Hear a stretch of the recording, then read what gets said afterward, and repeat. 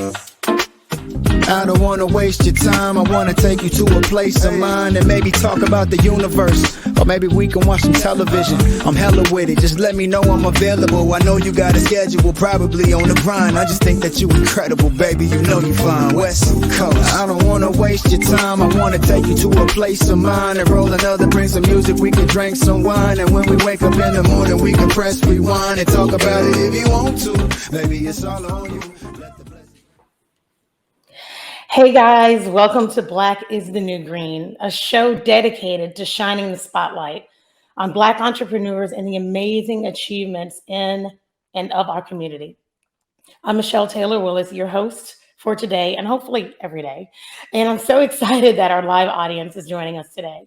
Black is the New Green is an original show developed for Radivision.com, which is where you can check out an entire universe of programming built just for entrepreneurs in the startup and entrepreneurial worlds. Whether you're starting your own business or you're even just like thinking about it, Radivision is a network for you, for startups, for visionaries, where you can find inspiring stories and profiles of founders who have made it big.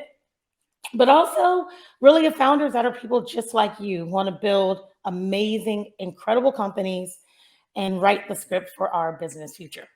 So, having said that, we have somebody who is literally, I'm so excited to talk to this man. We have somebody who has done that and is continuing to do it and is training other people how to do it. It is literally his lot in life to make sure that entrepreneurs have a space, own a space, build a space, all of those things. So I'm very excited to introduce to you guys Anthony G, who's the founder and CEO of Koncept House Holdings. Welcome, Anthony. Hi.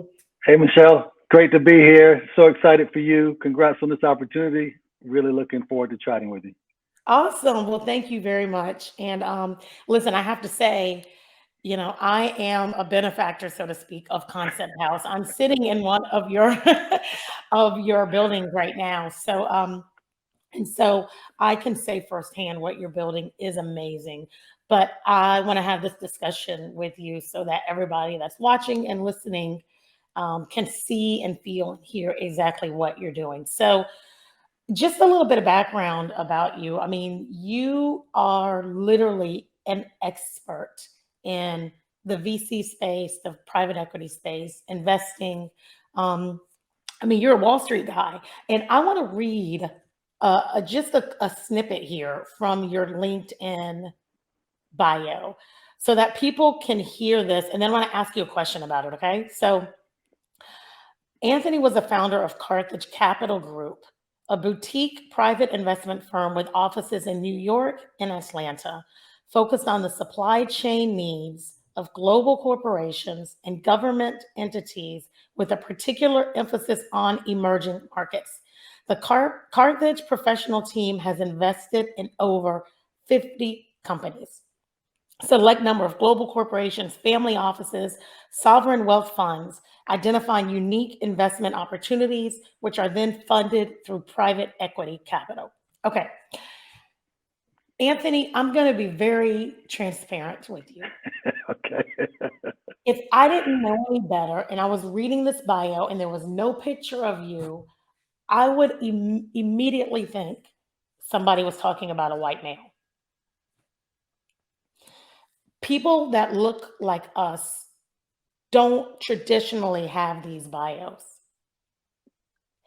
And the fact that you have so much experience in this space up to now, and you're not that old. I mean, what are you, 25, 30? It hasn't been that long, is astounding to me. And it makes me so proud as a Black American to read this. I'm not saying that we don't have the capacity to do it. It's just that traditionally we aren't seen in these spaces. So what I'd like for you to do is talk a little bit about how you ended up in the venture capital private equity space, right? Because you're very accomplished. I mean, business school from NYU. I mean, how did you end up in a space where we don't traditionally end up? All these accolades, Michelle, you're killing me here. But it's true. It's true. It's true. It's not like I'm making it up.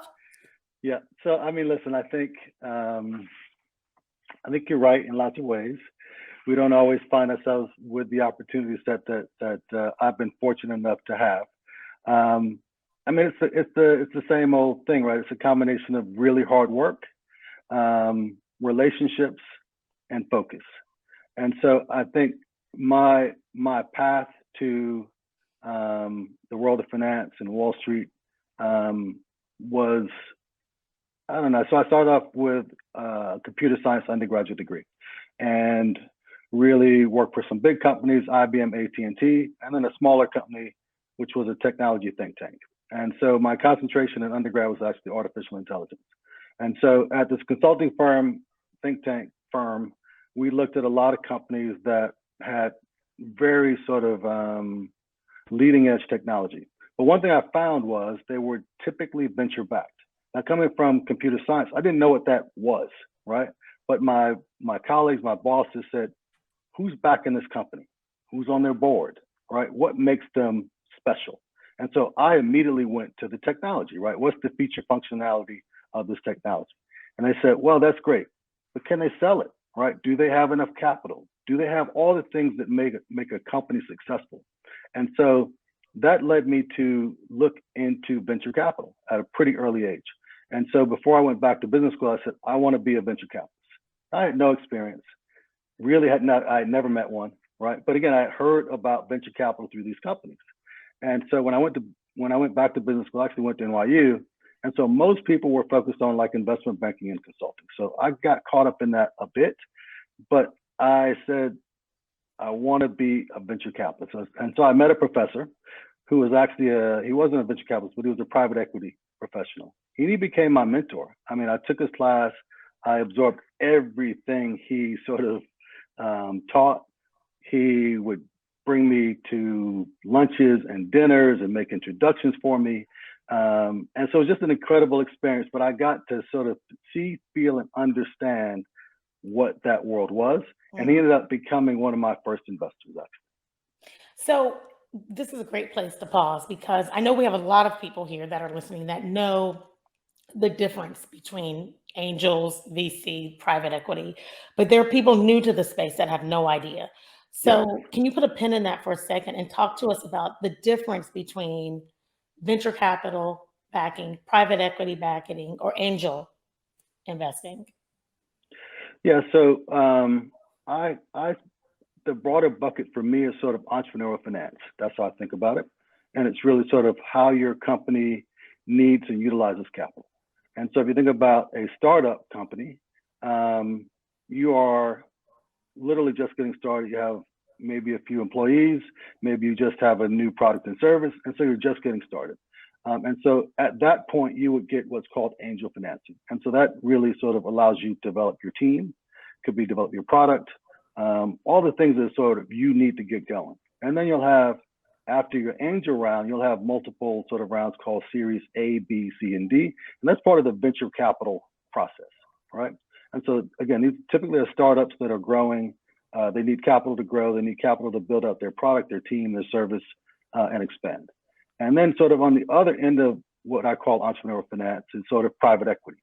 And private equity tends to be, those are more mature companies that what's a private equity firm sort of buys, basically. So these are typically sort of larger firms buying these companies. They buy what are called control positions. And so they add debt to them, typically, make them a little more efficient, and then sort of generally will go through an IPO process for their exit or sell them to another company. And so there's a graduation of dollars too, right? Because the angels are like, the 5, 10, 15, 50, right? And then you move into venture, which is, the 6 and 7 figures, and then private equity when you're talking multiple, 7, 8, 9, 10 figures, right? So there's a graduation that happens too. That's absolutely correct. I mean, sort of your angel round tends to be about $500,000 to $1 million. Then your Series A is probably $1 million to $5 million. Your Series B is, 5 to 15 or 5 to 20. Could even be up to 50, and so on and so And so when you're talking about private equity, typically you're talking about larger investment sizes, and it can be, 50 to $100 million. But again, there's a range, so you can, even in private equity, you could sort of do sort of smaller market, mid market, and large market deals. Got you. Thank you for that. Absolutely. All right. So you talk about this kind of soaking up all this knowledge from your mentor, basically, and that lands you in this space. How do you decide that you're going to move from being in the in this in the this transition into being a part of this world now and not just a student of the world, if that makes sense? Yeah, so my path was when I went to business school at NYU. It's in New York. Tons of Wall Street firms go there, and so actually I got a job on Wall Street and worked at Salomon Brothers, which is no longer in existence, and then Smith Barney, which was bought by Morgan Stanley. And then sort of I worked there briefly, and I got a pretty big bonus check, and I said, you know what, I really want to pursue this thing called venture capital, and so I quit. And I had a pretty large check in my pocket, which was in my bank account, and I had some time, and I was young. I had no sort of, I didn't have a family at that time. So I literally, with two other partners, started a venture capital firm in New York City in my late 20s. And that's Carthage Capital. It is. Carthage Venture Fund was our fund. So what's amazing to me about this is that, yeah, I mean, you represent less than 1% of the working population at that point in terms of Black male, late 20s, a crap ton of money. And starting a business in New York City, of all places, it's like the toughest place to start a business, especially in a finance market. And you do that. And talk to me about the challenge for our entrepreneurs and our Black founders that are in this space right now. What roadblocks did you hit in starting this private equity firm as a late 20s Black male and saying, like, we're gonna invest in companies? This is several years ago, not to age you. You just said I'm 35 now. Come on. I know. I'm still contradicting everything at this point, Anthony. But this wasn't happening back then.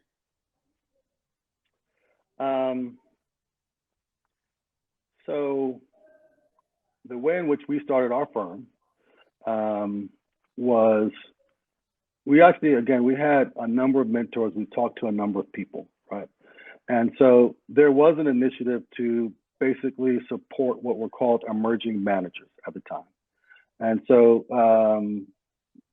CalPERS, which is California's pension fund, had invested in what's called a fund of funds. And so their goal was to identify up and coming fund managers, right? And so we were actually one of those fund managers that they identified as sort of high potential, high growth. And so they were very supportive. And then actually another sort of business school classmate of mine who I had no idea, he ran what's called a family office. And he sort of backed us on our first 3 deals and was our largest investor in our fund. Again, this was a guy I sat next to for 2 years, had no idea sort of his status in life or who he was. And we talked about lots of things, but this was not one of them. And it wasn't until he found out that I had basically quit my Wall Street job and was launching this thing called a venture fund. And he said, that's what I do for a living. I said, you never mentioned that. Why? He said, and I said, I want to back you. And so let's sort of start with you doing some deals and then me investing in your fund. Gosh. That's like music that doesn't happen. You know how hard people have to work in order to get somebody to say, I'm going to give you money? Yeah. Right? And for people who are listening out there, like, that's the empowerment, that's the collaboration that we need, especially as Black founders, right? Were all of these people Black? None of them were, actually. Wow. Well, no. So Fairview Capital, which was the fund of funds that backed us, they were Black. But my mentor was not, and my classmate was not. Wow. So do you think there's value in having that diversity as a startup founder? Like, should we partner with white people or others, or in order to make it easier? I think we have to develop relationships, right? And so if you and I have something in common, we have to develop a relationship, right? But people you go to school with, people you work with, you never know where that relationship is going to take you or who that person really is connected to. And so, yeah, I think you have to have relationships really across the board. And so, I mean, Atlanta's a very special place for Black entrepreneurship and capital and all of those things. And so it's important to tap into that. But again, you never know sort of where that next important relationship will come from. So you have to sort of really present yourself and your ideas to everybody that you talk to, right? And so again, it was me putting out what I was doing, right, to in a casual conversation to a business school classmate that allowed that to flow, right? Otherwise, he would have never known. Right, right. And I think sometimes we hoard ideas, right, as Yes, Black people, right? Because it's like we don't want to tell anybody, we don't want somebody to steal our idea. And I mean, you could, NDAs matter, right? I mean, so, but yeah, we kind of get into the space that we don't want to share. But I hear you saying like we have to share, and we have to share with the right people, because you never know who's going to be able to help, Black, white, or otherwise, right? you just don't know, right? And so I think, what's an idea though if it's just an idea? What's an idea if it's just in your mind, right? And so we're very protective of things that, and unless you can execute on it, unless you have people around you to help you, unless you can sort of build it out, it's just an idea. And you may wait 5, 10 years or forever, right? And it never gets executed on. And then Right. someone else does something similar and you say, they stole my idea or I had that idea. It doesn't mean a lot, right? You have to be able to create momentum around your idea and turn it into a business. That's the most important thing. So talk to me about this transition then from where you were into real estate and building out this concept house model, which is a beautiful model, if I must say so myself. I mean, Uh, so how did you? Why real estate? So I don't consider myself a classic real estate developer. My family moved to Atlanta. I think it's been maybe 13, 14 years now. And when we first moved here, I was kind of going back and forth between here, New York, and really I had a number of opportunities in India. So my travel schedule was just insane. And so my wife was like, listen, our family's moved to Atlanta. You still really live in New York. I need Mm, you to be in Atlanta. And so I had to sort of really rethink my career and what I wanted to do and how I wanted to do it. And so, again, I was able to get a deal closed right before I left New York. So I had some free cash flow, moved to Atlanta, and I said, by that time, I was doing relatively larger private equity deals, primarily in partnership with a large Indian conglomerate. And so they were very large deals. I didn't have a lot of control over what was happening. And it wasn't where I wanted to be at that. It was great from a financial standpoint, but it wasn't where I wanted to really be. So when I moved to Atlanta, I sort of had a chance to just rethink where I wanted to be, what I wanted to do, what got me into sort of the financial world in general, and that was sort of venture capital. And so we actually started Core Venture Studio, and that was really a different take on the investing in early stage companies. And so one of the first things that we did was take over what was called Hypopotamus at the time. We renamed it Collider, and it was a co-working space at Georgia Tech. And so we had a number of software companies and e-commerce companies, relatively small space, but we sort of put a business model behind it, cool, sexy, really sort of, in my mind, it transformed how I viewed real estate, right? Because no longer did we require a 5-year lease or a huge build out or a credit check, right? And so you really moved in, you had a great space, and it was really geared towards startups. And so then I went on and I bought a building in South Downtown, completely different neighborhood, right? Had to deal with sort of homelessness, no real cafes, was not sexy at all, right? And so we had a mix of traditional companies, architectural, engineering, law firms, and we brought in technology and media related companies. And so I saw that mix could work. And so actually I sold that building within 18 months for a 10 times return on my capital. Wow. And it was because every other building in the neighborhood was basically unoccupied. They couldn't find tenants to move into those buildings. We did, right? Because we had a strategy and a direction. And so I said, there's really something here, right? And it's not traditional real estate. It's really rethinking the real estate model. And again, it's really much more experienced, customer driven, geared towards entrepreneurs. Because of that experience, we were able to sort of get tapped to be the co-developer of Pittsburgh Yards, which is a $25 million project on the Atlanta Beltline. Again, what we call an entrepreneurial space. It'll be multi buildings and about a 31 acres in total. And then we got the Koncept House, and Koncept House was when I was really able to sort of have a vision that sort of started with a vision, but executed with a full building, right? So a full build out that was really geared towards creative, maker, and e-commerce entrepreneurs. And so that's the space that you're in today. Got it. That's a great transition. So you started small, right? You kind of started this incubator-like concept on the college campus, and saw that, there was a need for all of these thinkers to be in the same space. And then you bought a building, you flipped it, for lack of a better term, and got an opportunity to get into another space, build it out with entrepreneurs, and then created this Koncept House, which is like basically buying the building, housing it with entrepreneurs. They're not having to sign 3, 5, 10-year leases, no credit check. Here's a space where you can build your business and you're actively supporting like home ownership and property acquisition and asset management for the entrepreneurs in your spaces. How important is it for us as Black founders and leaders in the Black community to be able to do that for each other? And what are the challenges in doing that?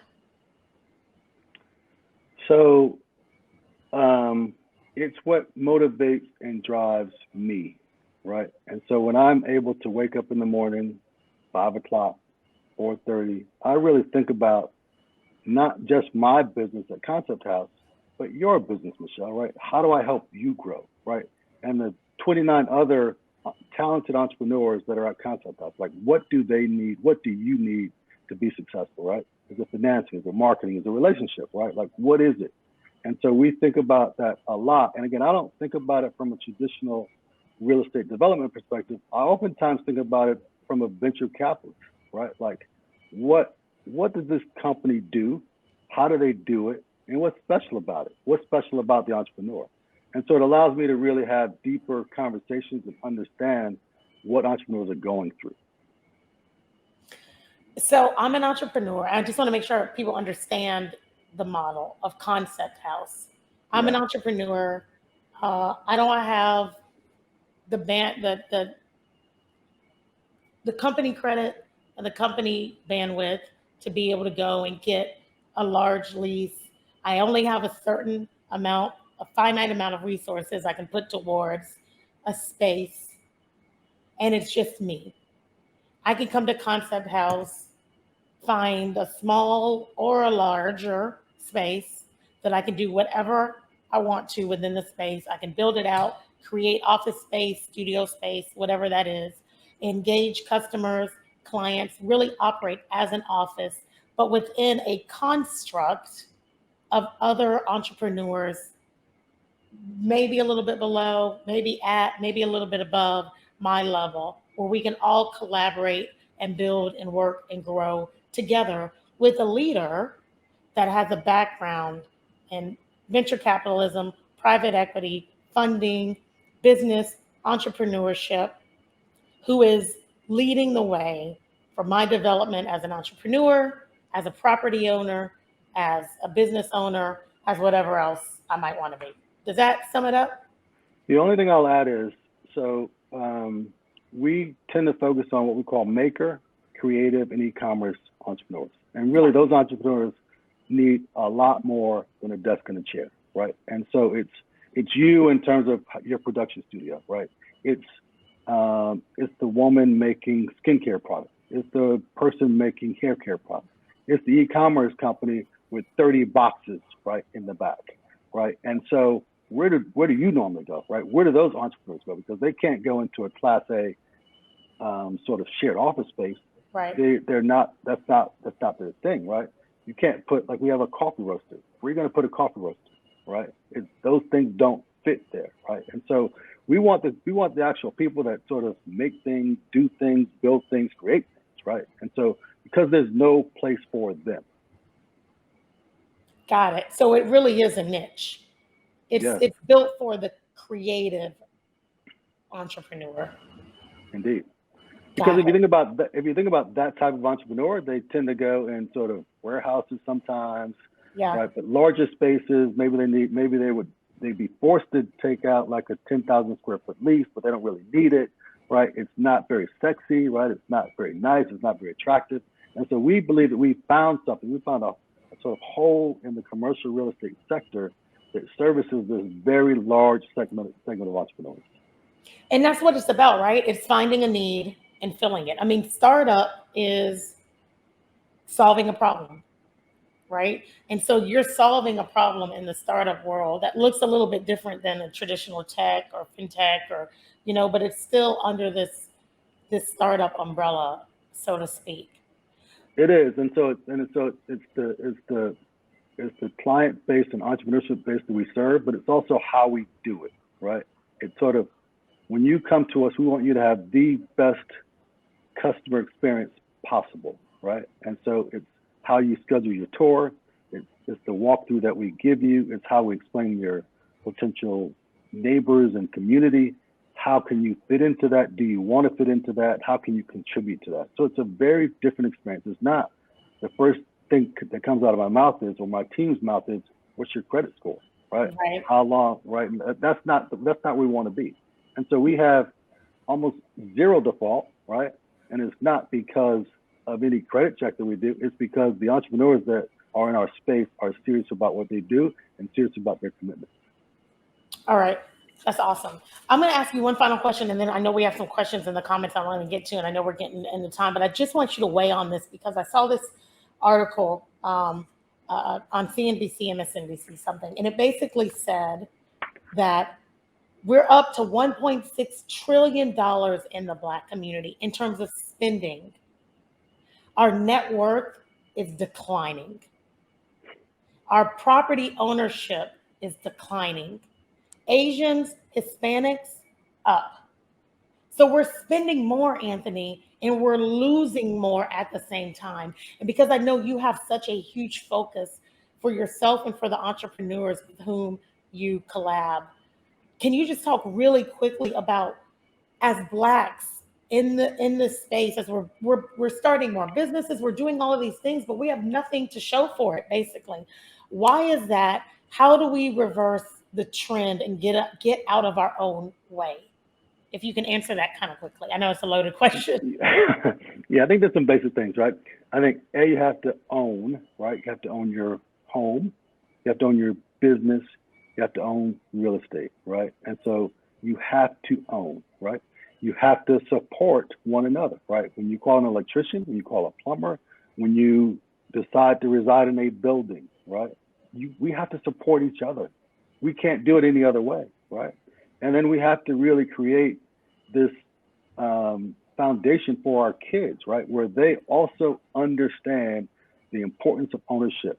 Again, so I'm not knocking anybody that goes to work in a corporation because I did that. That was my start, right?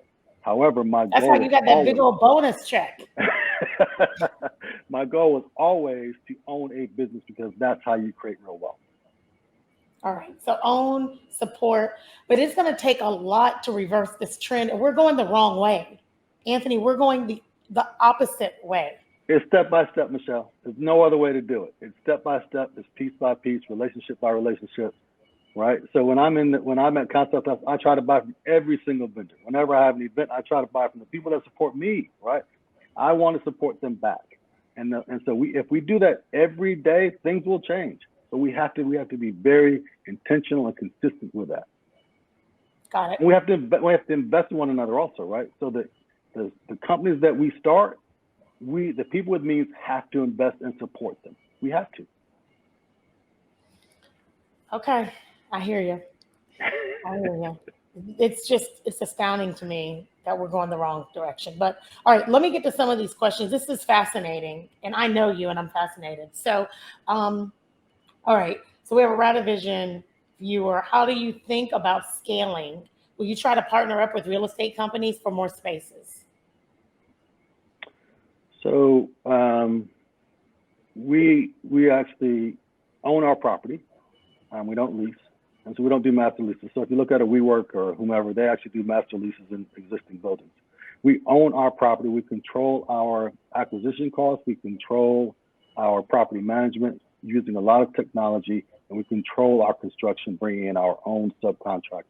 And then we actually go direct to entrepreneurs in terms of our in terms of filling up our spaces. So we really have everything in-house that we do ourselves. So we really don't partner with traditional real estate companies in that way. So no. No. Okay, got it. We got it. Okay, what challenges, this is from another Radivision viewer, what challenges have you faced being Black? This is a tough question. We never know, like, whether it's over, whether it's sort of, it's underneath the surface. I don't live my life like that, right? I live my life. I have I create the broadest vision I possibly can, and the steps necessary to execute. And I talk to everybody about it, white or Black. And when something happens, I don't sort of typically say it's because I'm Black. I just have to work harder, right? That's it. I just have to work harder. I have to develop greater relationships. I have to just be better sometimes, but it's okay. Because I don't succumb to that challenge first. I love it. All right. This is a great question because I know the answer to it. I'm so excited. Are you expanding to other cities? I would think Nashville would be a great place to go, and New York and LA are expensive. Thoughts? We are expanding. We hope to be in 3 to 5 cities, 3 to 5 new cities over the next probably 18 to 24 months. Like Nashville, but the next cities will probably be, we're going to do 1 or 2 more in Metro Atlanta, and Houston will probably be our first city outside of Atlanta. Houston, okay. Yeah. All right. Next question is, how was Koncept House impacted by the pandemic and work from home trends? So this actually showed us our sort of niche in the market, because we thought that we would have a number of technology and media companies. Those companies basically shut down. They didn't need to go to an office. They could work with a computer from their couch. So the companies that we have, they needed a space. They could not work from home. And so again, that's what sort of led us to this maker creative e-commerce model, because their boxes were taking over their living rooms. You can only make sort of hair care products, skincare products, any bags, right, in your home for so long. Right. So really, it actually created. The bathtub is only so big. Yeah, and so it actually led us to our niche. So it helped us tremendously. And just like a lot of businesses, I mean, COVID either worked for you or it destroyed you, right? There's no in between. There's no in between. No. Yeah. Awesome. Okay. So if you're going to expand into other markets, you're going to be in Houston, you're going to take this thing worldwide. That takes money. So the other thing that I love about you, and I know we're about to wrap up here, is that you are now on the opposite side. Right? You had the money and you were investing and you're giving it away freely. And now you need money. How much money do you need? And what are you doing to raise it? How can we help? So we will probably raise about $10 million.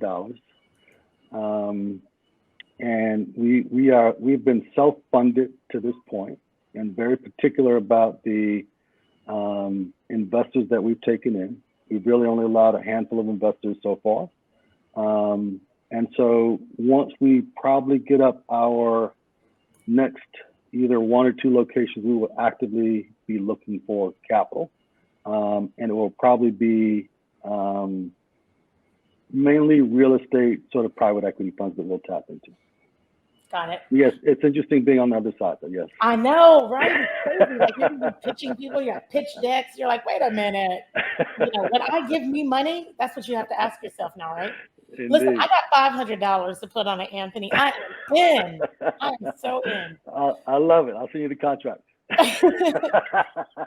So listen, how can people get to you? And Radavision is going to help. This is part of what we do. So when you're ready, we have a profile page that we're going to create for you. And anybody that comes, we're going to help you raise this money. So people can actually come to radavision.com, learn about your company, invest if they so choose. But we want to help partner with you on this. But how can people find you, Koncept House, all of the things? Yep. So it's Koncept House with a K.com. Instagram. My email is anthony@concepthouse.com. I'm readily accessible. Awesome. Well, thank you so much for the empowerment. And what we're learning, just like we learn every week, right, is that it's empowerment, it's passion, it's purpose, it's surrounding yourself with the right people, extending yourself and opening yourself up to experience and knowledge and learning so that you can take that in and monetize your passion. And we do that every week. We provide you these opportunities right here on Black is the New Green. Guys, thank you. Again, I'm Michelle Taylor Willis. Thank you so much, Anthony G. Thank you, Michelle. I love you. I love what you're doing. Always keep doing what you're doing. Thank you so much. I appreciate your support. And listen, guys, if you've got friends that can't watch this or couldn't watch it, all you have to do is send them to radavision.com. They can watch video on demand. They can watch the YouTube channel. There's no excuse because we got a podcast too. If you're running or working out, all you got to do is plug it in and you can be entertained, inspired, and informed. That's what we do here. Black is the New Green is a community where we are inspiring people to thrive, build amazing companies, but most of all, share our stories. We can feed off this energy of these unsung heroes like Anthony in the Black business community. Listen, I'm Michelle Taylor Willis. You can find me at Michelle Taylor Willis on just about everything. And I'm right here on radavision.com every Wednesday at 12:30 Eastern, 9:30 Pacific for Black is the New Green. But guys, until then, I'll see you next time. Bye.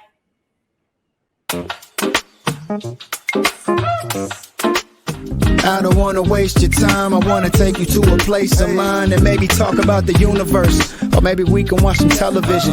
I'm hella with it. Just let me know I'm available. I know you got a schedule, probably on the grind. I just think that you incredible, baby. You know you fine. West Coast. I don't wanna waste your time. I wanna take you to a place of mine and roll another, bring some music. We can drink some wine. And when we wake up in the morning, we can press rewind and talk about it if you want to. Baby, it's all on you.